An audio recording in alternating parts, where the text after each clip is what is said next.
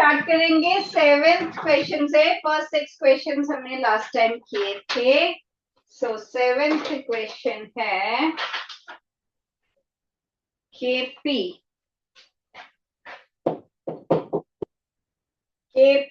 for the reaction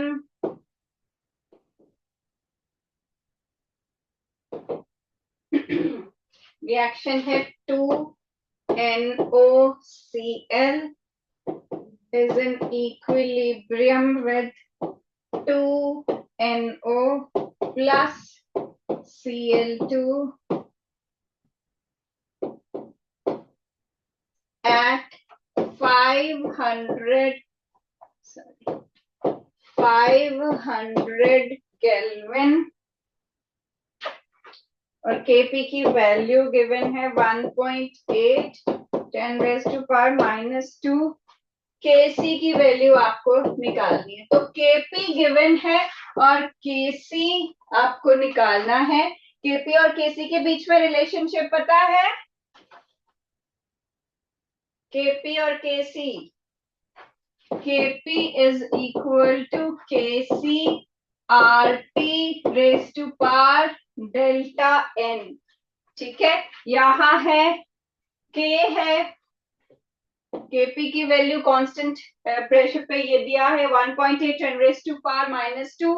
Kc आपको put करना है, R की वैल्यू 8.314 पुट करो, टेम्परेचर 500 केल्विन पुट करो और ये जो डेल्टा n है, डेल्टा Ng भी इसको लिखते हैं number of moles, gaseous moles products के minus number of moles reactants के। ठीक है, देखो कितना डेल्टा Ng है आपका और पुट करके सॉल्व करो और आंसर बताओ कौन सी ऑप्शन आपकी आ रही है। फटाफट करो, मैं किसी एक को पूछूंगी फिर।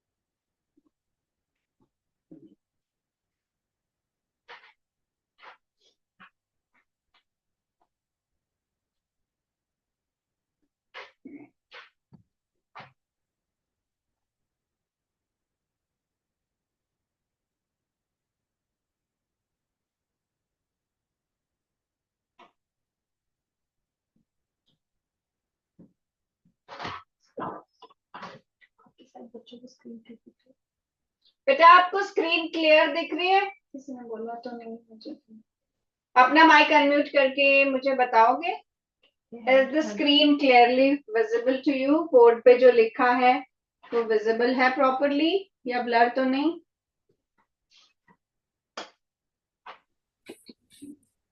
Yes miss. ठीक है बेटा।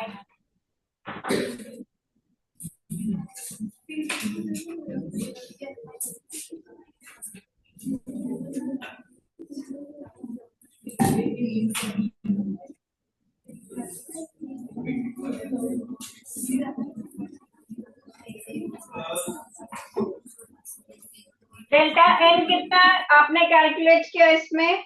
What is delta n here? बोलो।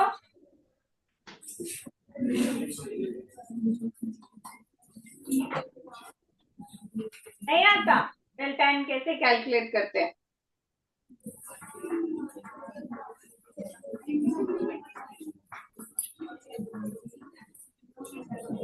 11th non-medical, roll number 3. हाँ जी बेटा, what is delta N in the given reaction? Unmute your mic. आपका माइक है 1 कैसे पता चला?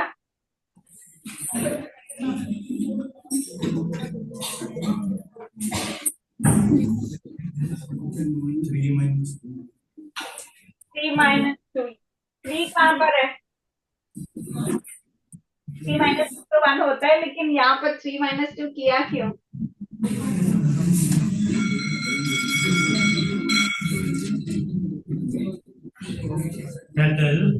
Why it is 3 minus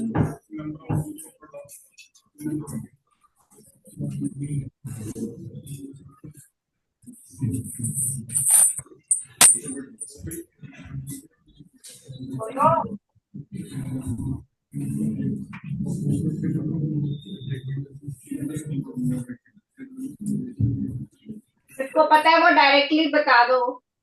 number of moles of product minus number of moles of reactant. वो तो मैंने फॉर्मूला लिखा था. कौन है प्रोडक्ट, कौन है रिएक्टेंट, कितने नंबर ऑफ मोल्स है उनके, कैसे पता चलता है? Reactant 3 moles of product. जी Product the 2 moles of reactant. कितने प्रोडक्ट के कितने मोल्स हैं?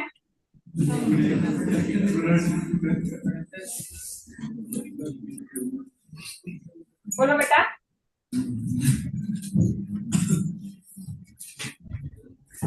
कैसे काउंट करते हैं नंबर ऑफ मोल्स प्रोडक्ट्स के?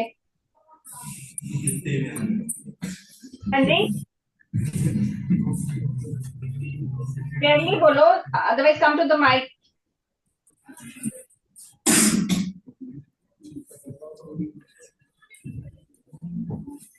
बैठ जाओ. Who knows it?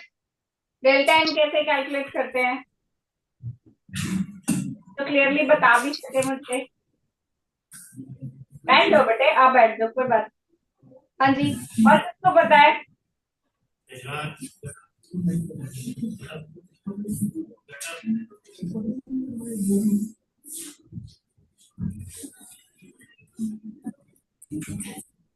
मेडिकल में से 7th मेडिकल किसको पता है कि ये जो डेल्टा एन का फॉर्मूला लिखा है, number of moles of products minus number of moles of reactants, ये अप्लाई कैसे करना है? 11th medical nobody. देखो इधर क्या आपका रिएक्शन दिया हुआ है, इसमें 2 मोल्स है प्रोडक्ट के NO के. 1 मोल कोफिशिएंट बाय डिफॉल्ट 1 होगा Cl2 का. 1 मोल है Cl2 का, तो टोटल 3 मोल्स हो गए आपके पास प्रोडक्ट्स के. और यहाँ पर ये रिएक्टेंट है NOCl, जिसका ये जो कोफिशिएंट है यही मोल्स है. ठीक है, इन्हीं कोफिशिएंट को नंबर ऑफ मोल्स कहा जाता है. तो ये 3 माइनस 2 ये हुआ.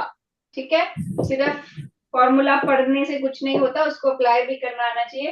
डेल्टा एन जी इसका 1 हो गया. दैट मीन्स ये डेल्टा एन की जगह पार इसकी 1 हो गई. आपके पास केपी गिवन है.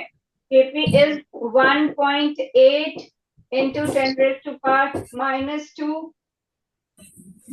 तब यहाँ पर आर की वैल्यू इधर पुट करोगे 8.314 और टेम्परेचर है 500 केल्विन.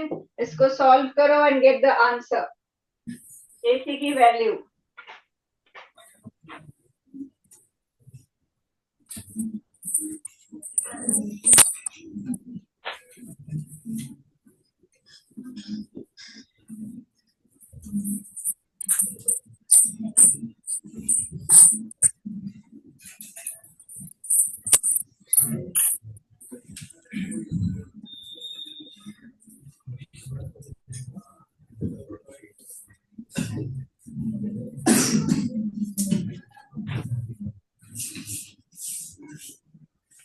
इसका आंसर आपका आएगा 4.4 10⁻⁻. ठीक है, then come to 8th question, एक क्वेश्चन है for the reaction NO plus O3 is in equilibrium with NO2 plus O2. This is the reaction. Kc की वैल्यू गिवन है, Kc is equal to 6.3 10 raised to power 14 और temperature है 1000 kelvin. तो अगर आपको इस रिएक्शन के लिए है, आपको इसने पूछा है रिवर्स रिएक्शन के लिए Kc की वैल्यू कितनी हो। ये फॉरवर्ड रिएक्शन के लिए है, आपको बैकवर्ड रिएक्शन के लिए Kc की वैल्यू कैलकुलेट करनी है। 11th medical roll number 10।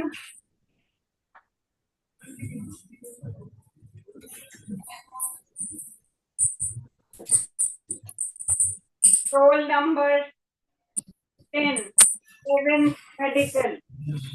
10 नहीं है तो 11 आ जाओ, 11 नहीं है तो 12 आ जाओ।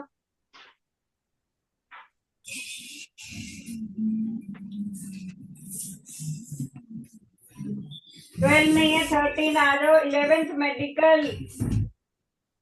कोई बैठा नहीं है क्या यहाँ पे? 13 14 15 16 17 18 कोई नहीं है इनमें से? मुझे तो बहुत बच्चे दिख रहे हैं।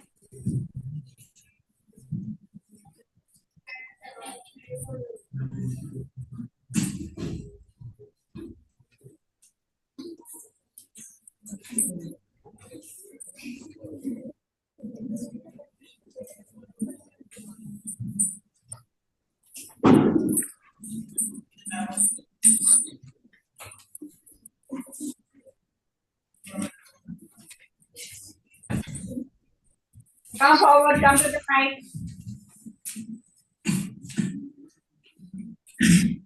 आप मुझे बता सकते हो ये Kc के लिए क्या करना पड़ता है? अगर फॉरवर्ड रिएक्शन के लिए Kc की वैल्यू दी हो तो बैकवर्ड रिएक्शन के लिए उसको क्या करना पड़ता है?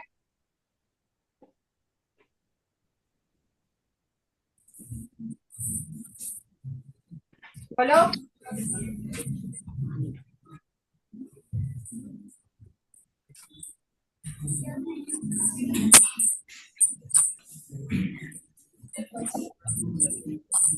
नहीं सुनाई दे रहा बेटा।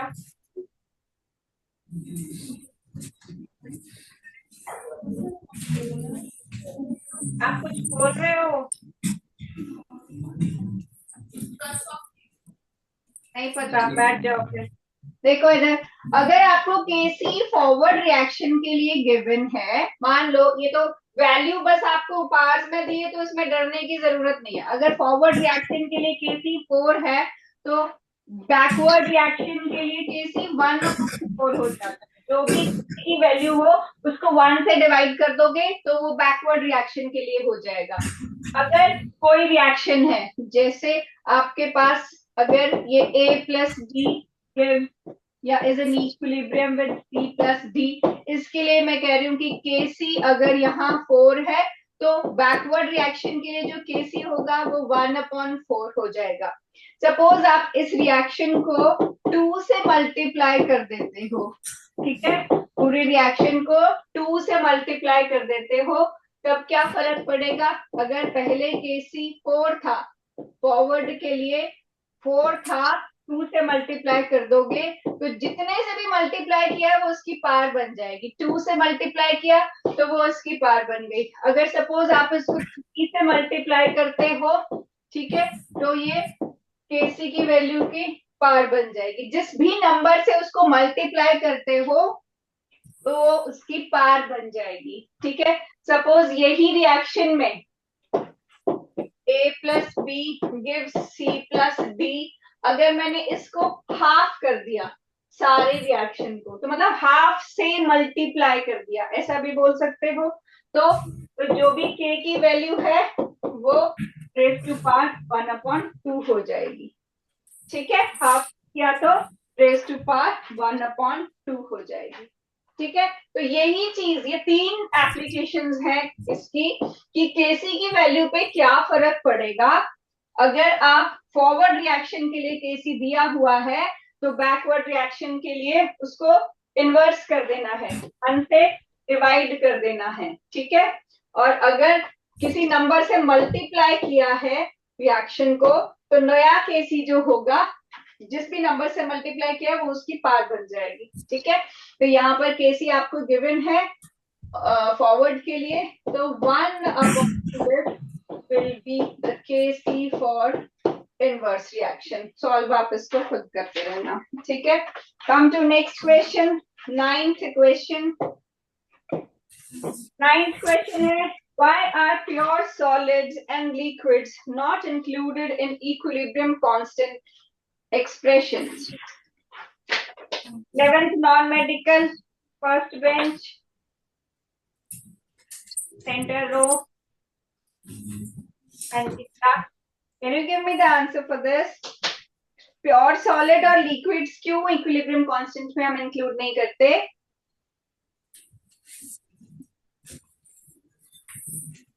बोलो।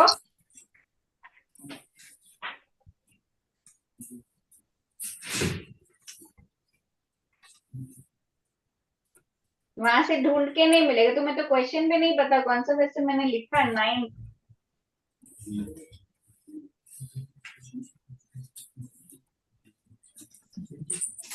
देखो पहले एक चीज मैं नहीं बोल रही बहुत इजी चैप्टर है, मेरी चीजें हैं, ध्यान से पढ़नी पड़ेंगी।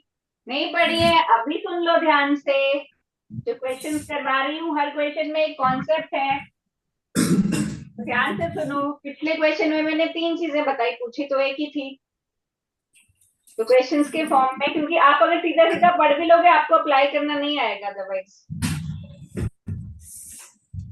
आपको पता है कौन सा क्वेश्चन कर रहे हैं हम? बोर्ड से देख के बता दो। 9th क्या है क्वेश्चन?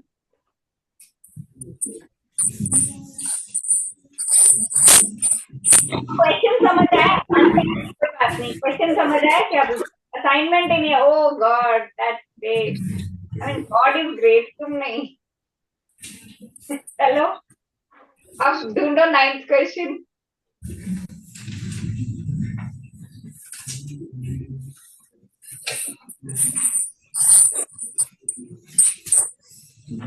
क्वेश्चन का मतलब समझा दो मुझे, बस आंसर तो मैं खुद बता दूं।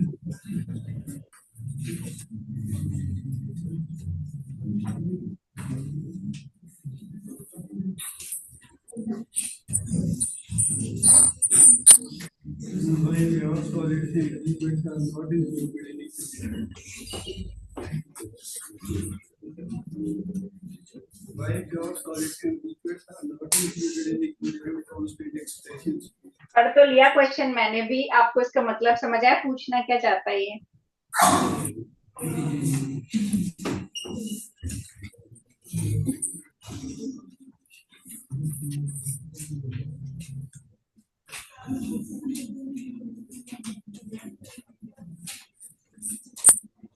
देखो बैठ जाओ, अब ध्यान से सुनना।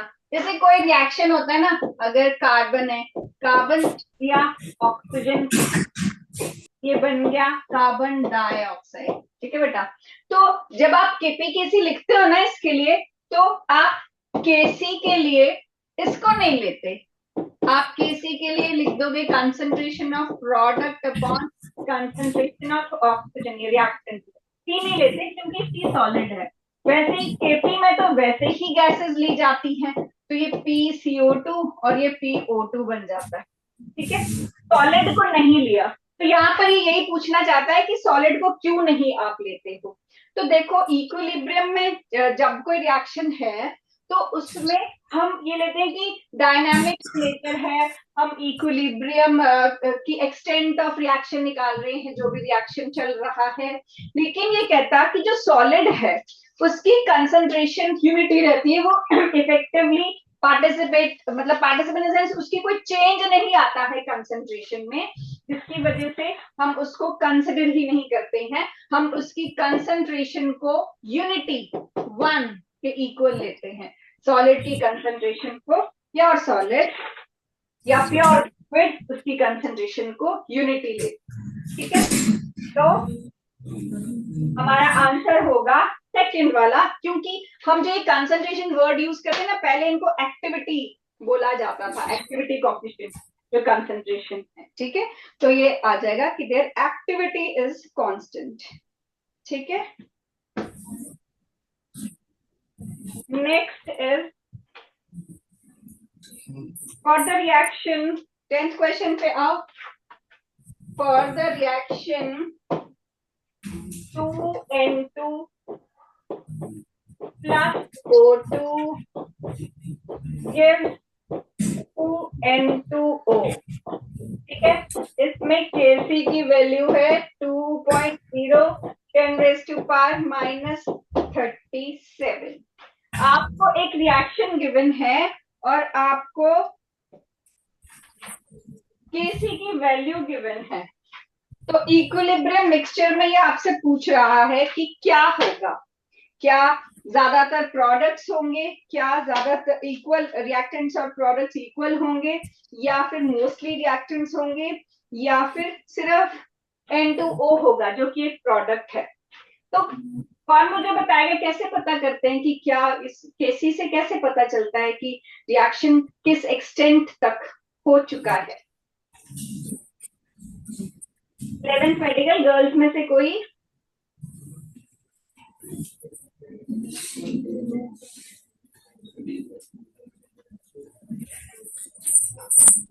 मेडिकल गर्ल्स में से कोई बताएगा बेटा मुझे?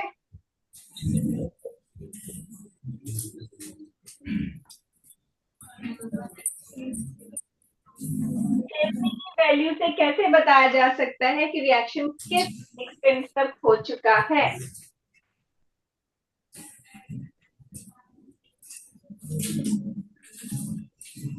Roll number 23 11th medical 23 24 25 26। हाँ जी आ जाओ बेटा।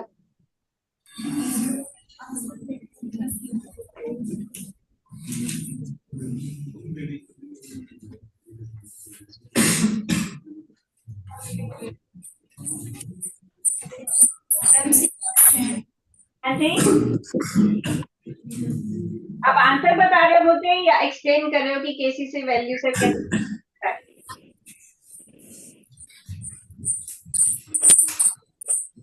आवाज नहीं आ रही बेटा। Ma'am answer C option. Answer C option, mostly reactants. अब रीजन दो क्यों, कैसे पता चला कि रिएक्टेंट्स आंसर होगा? ऑनेस्टली बता दो।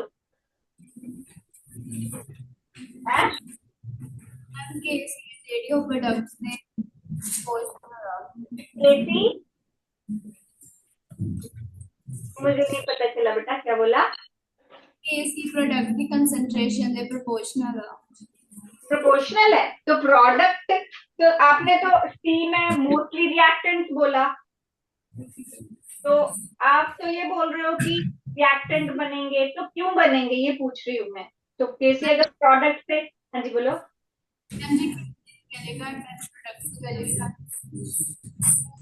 नहीं समझ आया मुझे।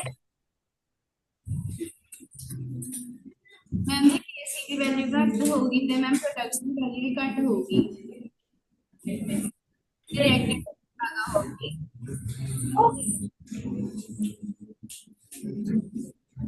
बैठो, आई होप आप सही बोल रहे हो, पर मुझे पूरी तरह से पता नहीं चला। एनीवेज मैं आपको बताती हूँ। देखो ये कहता है कि हम ऐसा अज्यूम करते हैं इक्विलिब्रियम पे कंसंट्रेशन ऑफ प्रोडक्ट और रिएक्टेंट है वो बराबर होगी, वैसे कांस्टेंट भी हो सकता है पर बराबर होगी।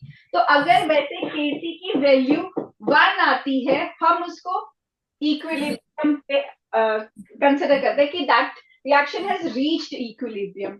अगर केसी की वैल्यू नेगेटिव में है, बिटवीन दिस टू दिस है, तब हम बोलते हैं कि अभी तो रिएक्शन शुरू ही हुआ है, तो उसमें रिएक्टेंट्स कंपैरेटिवली ज्यादा होते हैं। जब आपकी 10 की पार नेगेटिव में होती है, वो तो बहुत ही नेगेटिव में 37 है वो।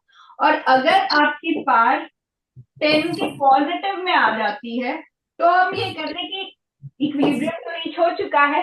अब अगर पार पॉजिटिव में है तो that is towards completion, reaction towards completion है, खत्म होने वाला है, ज्यादा ही प्रोडक्ट्स बन रहे हैं क्योंकि पार्ट 10 की पॉजिटिव में है। तो एक ये रफ वो होता है कि k की वैल्यू अगर 1 है that means it is k की वैल्यू अगर लेस देन 1 है, नेगेटिव में है, तो रिएक्टेंट ज्यादा है, और अगर पॉजिटिव में है तो वो प्रोडक्ट से ज्यादा है। ठीक है, ये हो जाएगा। रिएक्टेंट आपका आंसर है 10th का क्योंकि नेगेटिव में है k की value. Come to 11th question. Question number 11 है 2NO plus Br2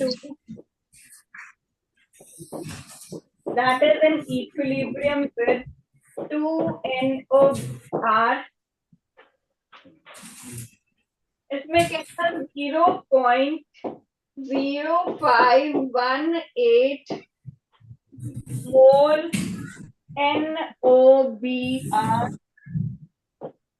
NOBr forms at equilibrium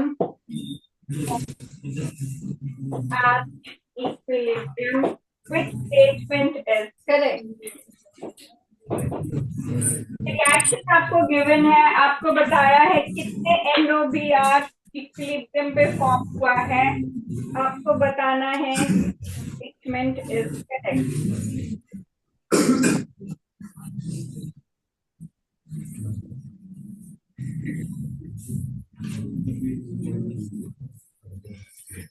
बोलो क्या लगेगा इसमें, कौन सा कॉन्सेप्ट यूज हो रहा है?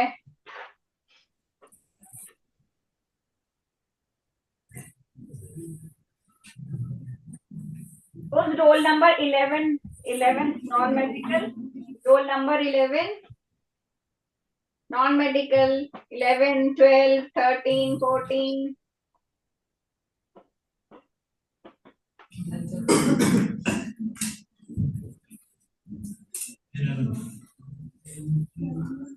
11 12 13 14 15 16 कोई नहीं है?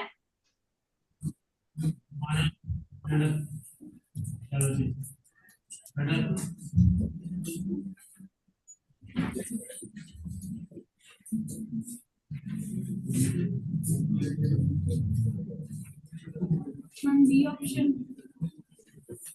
कौन सी ऑप्शन?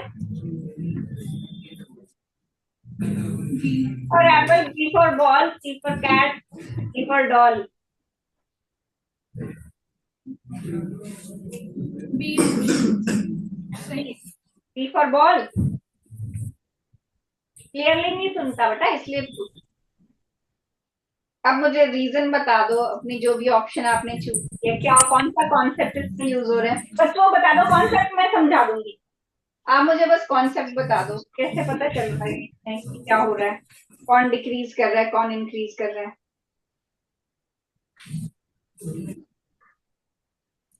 पता है? यस या नो बोल दो, पता है कि नहीं पता है, बोलो।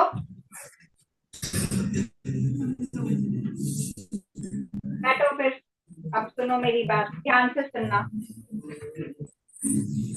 देखो इसमें आपको एक रिएक्शन गिवन है, रिएक्शन में आपको बोला है कि कुछ प्रोडक्ट बन रहा है, NOBr प्रोडक्ट है, तो कुछ प्रोडक्ट बन रहा है। अगर प्रोडक्ट बन रहा है इसका मतलब प्रोडक्ट की कंसंट्रेशन बढ़ रही है, उसके नंबर ऑफ मोल्स बढ़ रहे हैं, तो प्रोडक्ट की कंसंट्रेशन बढ़ रही है।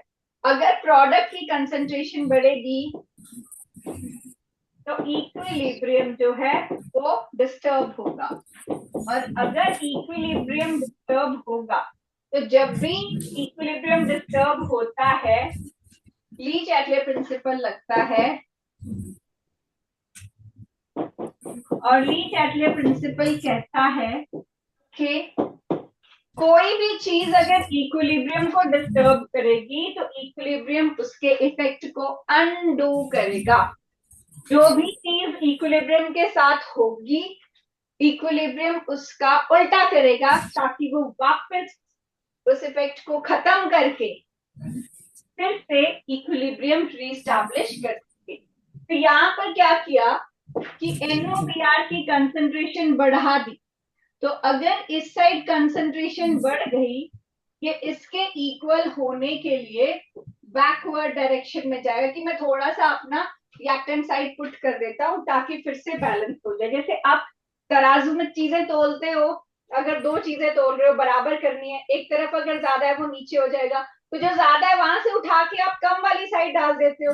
वैसे ही ली चैटलर प्रिंसिपल वर्क करता है कि अगर कोई चीज ज्यादा होगी वो दूसरी साइड डाल दो ताकि वो बराबर हो जाए। तो अगर कंसंट्रेशन ऑफ प्रोडक्ट इसमें इंक्रीज हो गया, ज्यादा हो गया, तो आप इसमें से कुछ पोर्शन रिएक्टेंट वाली साइड डाल दोगे या कह लो कि बैकवर्ड डायरेक्शन में रिएक्शन को करा दोगे तो वो वापस बराबर हो जाएगी। तो इक्विलिब्रियम इधर को शिफ्ट करेगा, इधर को शिफ्ट करेगा। अच्छा, और जब ये कंसंट्रेशन जो है वो बढ़ रही है, अगर इधर को ये कंसंट्रेशन बढ़ रही है, NOBR बढ़ रहा है, तो NOBR अगर बढ़ रहा है तो इसको क्या होना पड़ेगा, इन रिएक्टेंट से ही तो प्रोडक्ट बन रहे हैं, तो इनकी कंसंट्रेशन कम होती रहती है। ठीक है, तो यहाँ पर इसने बोला है कि अगर आपके रिएक्शन में NOBR फॉर्म हो रहा है तो इक्विलिब्रियम पे क्या होगा। अगर इक्विलिब्रियम पे ये फॉर्म हो रहा है तो ये किससे फॉर्म हो रहा है? Excuse me ma'am. हाँ जी, आपकी आवाज रही है क्या बेटा? अनस्टेबल है बेटा, मेरे को भी नहीं आपकी आवाज आ रही।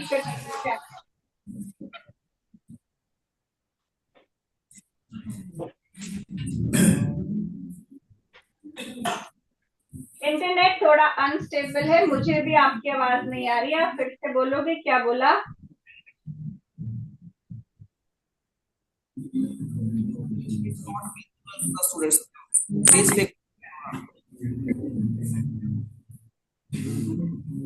It's the camera screen is not clear, it's blurred, ma'am. ठीक है जी, ठीक है, मैं 1 मिनट एडजस्ट करवाती हूँ।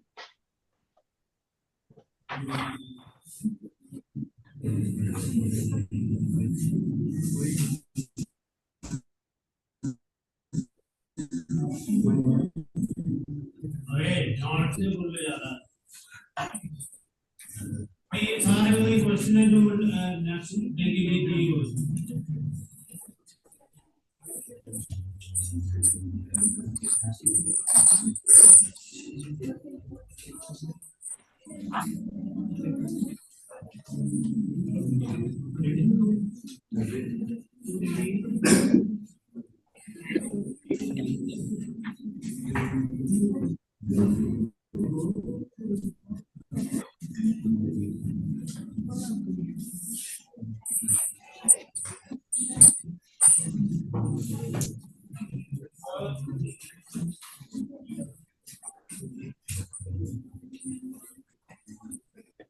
अभी आपको विजिबल है क्लियरली या अभी भी थोड़ा बाहर आ रहा है?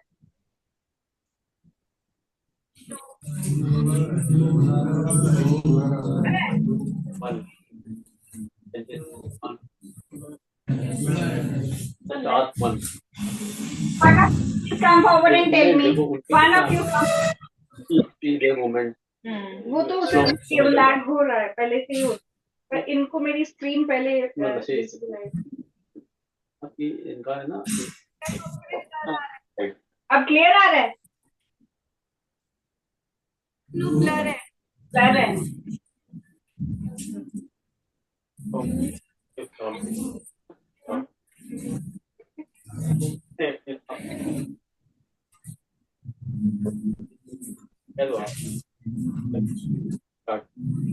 Okay, we are restarting the class. They'll join again. No. Okay, you Let them log in. Okay, you keep logged in. We'll restart the class. अभी ऐसे ही रहो 2 मिनट, तब तक ये क्वेश्चन करो।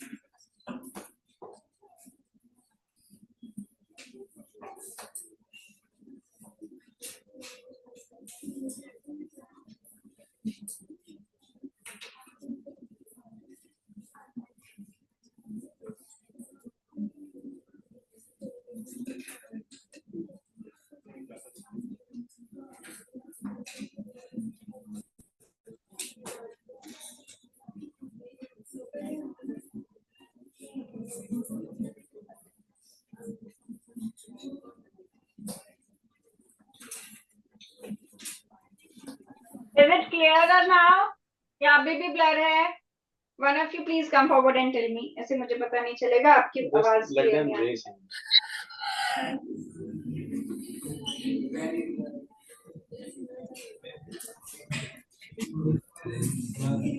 ब्लर है ये नहीं ब्लर है। आपका बेटे मेडिकल भी ब्लर है? मैं दिख रही हूँ आपको?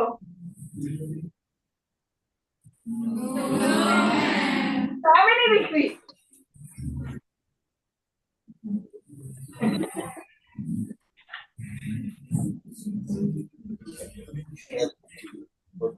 ठीक है, अपने असाइनमेंट निकालो।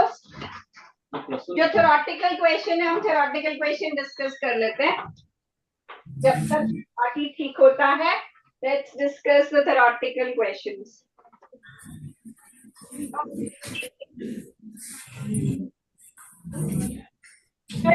लास्ट क्वेश्चन से हम स्टार्ट करते हैं। क्वेश्चन है इन FeO plus CO gives Fe plus CO2 reaction given है। Kp की वैल्यू गिवन है 0.265। ये कहता है if PCO begin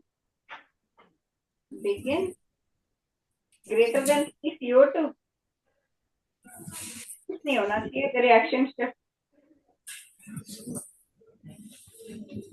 pressure of CO is greater than pressure of CO2, किस साइड शिफ्ट होगा रिएक्शन? Kp की वैल्यू गिवन है। Kp की वैल्यू देखो यहाँ पर आपके पास लेस देन 1 है। लेस देन 1 है तो रिएक्शन किस साइड जाएगा बताओ? क्लियर अगर आप लगाते हो Kp की वैल्यू अगर लेस देन 1 है तो रिएक्शन किस डायरेक्शन में प्रोसीड करता है? जब भी Kc की वैल्यू 1 होती है तो वो इक्विलिब्रियम पे होता है। अगर Kc की वैल्यू लेस देन 1 होती है इसका मतलब अभी इक्विलिब्रियम अटेन होना है। तो इक्विलिब्रियम अटेन करने के लिए वो फॉरवर्ड डायरेक्शन में जाएगा, और अगर इक्विलिब्रियम की वैल्यू ग्रेटर देन 1 है तो इक्विलिब्रियम अटेन करने के लिए वो बैकवर्ड रिएक्शन में जाता है। तो आंसर 20 है, A option, that reaction will go in forward direction. इससे पीछे चलो 19th क्वेश्चन पे। ये कहता है for PCl5 that is in equilibrium with PCl3 and Cl2, Kc is 8.3 10 raised to power minus 3. Starting with pure PCl5, equilibrium has, बताओ क्या होगा यहाँ पर? इक्विलिब्रियम में -3 है, 10 की पावर -3 है, तो क्या होगा इक्विलिब्रियम में? किसकी कंसंट्रेशन ज्यादा होगी? किस साइड होगा अभी इक्विलिब्रियम? रिएक्टेंट ज्यादा होंगे या प्रोडक्ट? Tell me. रिएक्टेंट, ठीक है। जब नेगेटिव में है पार 10 की तो रिएक्टेंट ज्यादा है, जब पॉजिटिव में है 10 की पार तो प्रोडक्ट ज्यादा है। तो इसमें रिएक्टेंट मतलब PCl5 जो है वो ज्यादा होगा। तो first option will be your answer. 18th question पे आओ। For the esterification equilibrium CH3COOH plus C2H5OH. This is in equilibrium with CH3COO C2H5 plus water. ये esterification reaction है। esterification reaction होता है acid plus alcohol gives ester plus water. जब आप इसमें QC calculate करते हो तो QC में QC क्या होता है? QC होता है इक्विलिब्रियम छोड़ के किसी भी टाइम पर आप अगर concentration of product upon reactant करते, छोड़ के भी नहीं, मतलब किसी भी टाइम ऑफ रिएक्शन पे अगर आप concentration of product upon reactant करते हो तो आपको उस पर QC की वैल्यू मिलती है। अगर वो KC की वैल्यू के इक्वल होती है तो इसका मतलब रिएक्शन इक्विलिब्रियम अटेन कर चुका है, अदरवाइज डिपेंड करता है कि फॉरवर्ड डायरेक्शन में जाएगा या बैकवर्ड डायरेक्शन में जाएगा। तो इसमें स्टेरिफिकेशन रिएक्शन में QC में चारों चीजें इंक्लूडेड होंगी, ठीक है। और reactants and products will be included.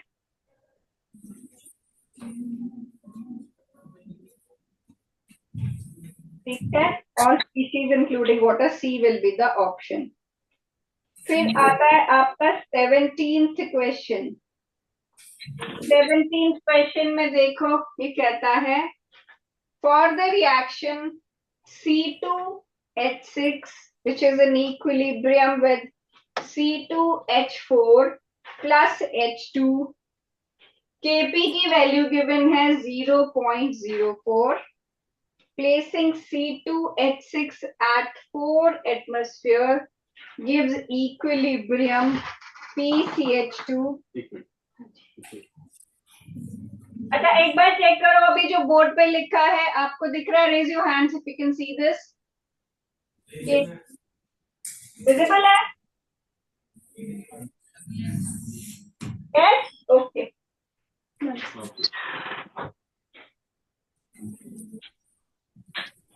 अच्छा, तो we were doing 17th question which says आपके पास इथीन है, ethene C2H6 is ethene, C2H6 is in equilibrium with C2H4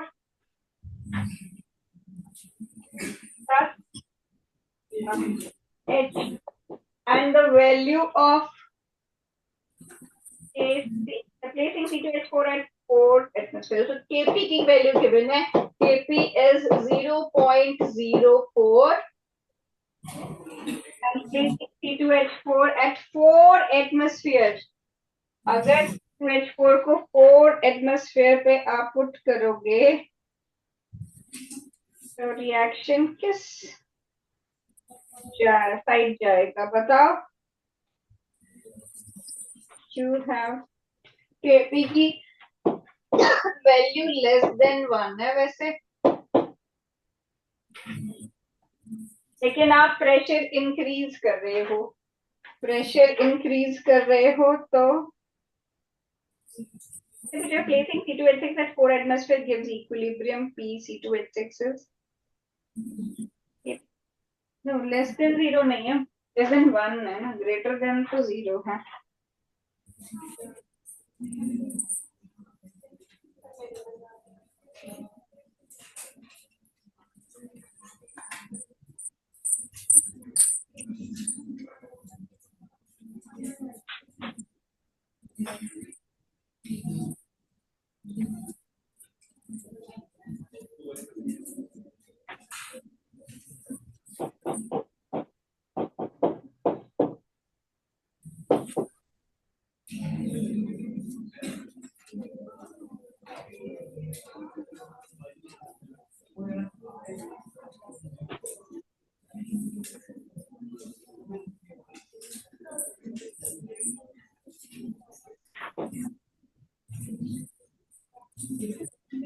देखो, अगर आप ये वैल्यू ये कहता है कि ग्रेटर देन 0 है, reaction will proceed to the extent of forward reaction, forward direction. अगर आप प्योर C2H6 लेते हो, इसका मतलब C2H6 जो है, this will decompose to C2H4 and H2. So equilibrium will be less than 4 atmosphere, जिसमें इसकी ऑप्शन बनती है बी। ठीक है, अब आओ जरा 16th क्वेश्चन पे, ये तुम लोग ट्राई करो। यहाँ पर आपको दिया है एक reaction, I give you 5 minutes, try करो इसको। 2Cl, this is in equilibrium with I2 plus Cl2, Kc की वैल्यू गिवन है 0.14, ICl की कंसंट्रेशन, अच्छा यहाँ ICl है, ICl की कंसंट्रेशन, स्टार्टिंग कंसंट्रेशन है 0.78 मोलर। इक्विलिब्रियम कंसंट्रेशन इसकी पूछी है आपसे, इक्विलिब्रियम कंसंट्रेशन ऑफ ICl।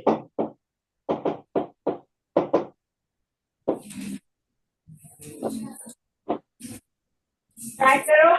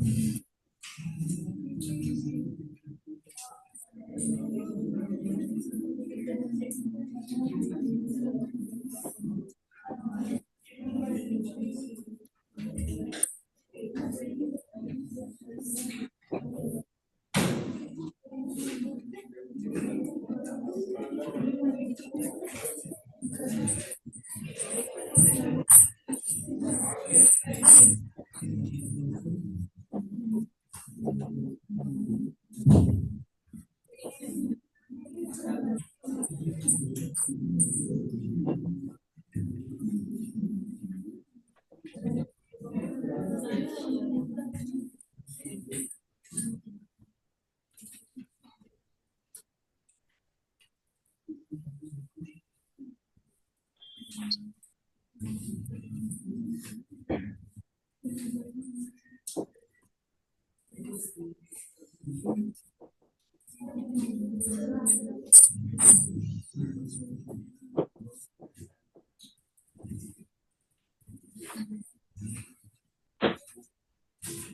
देखो बेटा, इसमें केसी की वैल्यू गिवन है आपको 0.14, जो कि 0 से बड़ी है। तो ये कहता है कि जब केसी की वैल्यू 0 से बड़ी है तो वो फॉरवर्ड डायरेक्शन में जाएगा, 1 तक प्रोसीड करने की कोशिश करेगा। तो आईसीएल ज्यादा रिएक्ट करेगा प्रोडक्ट बनाने के लिए, और जो इनिशियल कंसंट्रेशन है that will be less than the initial concentration of 0.78 molar. ठीक है, तो लेस कंसंट्रेशन वाली ऑप्शन है आपकी बी। अब ये 2-3 क्वेश्चन बचे। 15th क्वेश्चन में सिर्फ एक्सप्रेशन लिखना है। आप चेक करो ये जो एक्सप्रेशन गिवन है उसका बैलेंस इक्वेशन कौन सी बन रही है, कौन सी बन रही है आपकी बैलेंस इक्वेशन इसमें।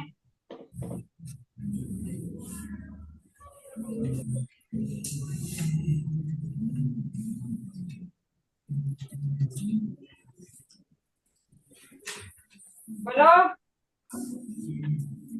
15th का आंसर है सी। इसमें कोफिशिएंट्स देखोगे वही कोफिशिएंट्स आपके नंबर ऑफ मोल्स होने चाहिए, क्योंकि जो नंबर ऑफ मोल्स होते हैं वही एक्सप्रेशन में कोफिशिएंट बन जाते हैं। Come to 14th question. 14th question में आपके पास है N2 + 3H2 gives 2NH3, Kc की वैल्यू गिवन है, और द मिक्सचर मोल्स गिवन है, लीटर्स गिवन है। आपको एक्सप्रेशन बनाना है और फिर QC की वैल्यू कैलकुलेट करनी है। इसमें पहले QC कैलकुलेट करोगे। अमोनिया आपका प्रोडक्ट है, कोफिशिएंट है 2, नीचे है N2 और H2। इसको पुट करना, जो वैल्यूज आपको गिवन है number of moles upon volume, आपकी QC की वैल्यू ऑलमोस्ट 2381 के अप्रोक्सीमेटली आएगी। और फिर आपको इसको केसी से कंपेयर करना है। ठीक है, इस एक्सप्रेशन में डाल के सॉल्व करके केसी से कंपेयर करना है। आपकी QC की वैल्यू केसी से ज्यादा आएगी और ये रिएक्शन जो है वो बैकवर्ड जाएगा इक्विलिब्रियम अटेन करने के लिए। फिर आपके पास 13th क्वेश्चन। 13th क्वेश्चन में सैंपल है HI का, which is placed at 0.2 atmosphere at equilibrium. PHI is equal to 0.04 atmosphere. Reaction given है PHI is in equilibrium with H2 plus I2। आपको Kp की वैल्यू निकालनी है। तो Kp का एक्सप्रेशन आप इसमें बनाओगे, की है CH2 into PI2, pressure of products upon reactants, square. ठीक है, इसकी वैल्यूज इसमें पुट करो। 0.08। इसका आपको पहले निकालना पड़ेगा, जो भी गैसियस स्टेट में आपको एटमॉस्फेरिक प्रेशर दिया हुआ है। वैल्यूज इसकी पुट करोगे, सॉल्व करोगे, अप्रोक्सीमेटली इसका आंसर आएगा 4। ठीक है, चलो इनको एक बार फिर से रिपीट करना। जो भी कॉन्सेप्ट ली-चार्लियर प्रिंसिपल या केपी-केसी अगर नहीं बनाना आता है, प्लीज उसको बार बार प्रैक्टिस करो। Practice next time thank you.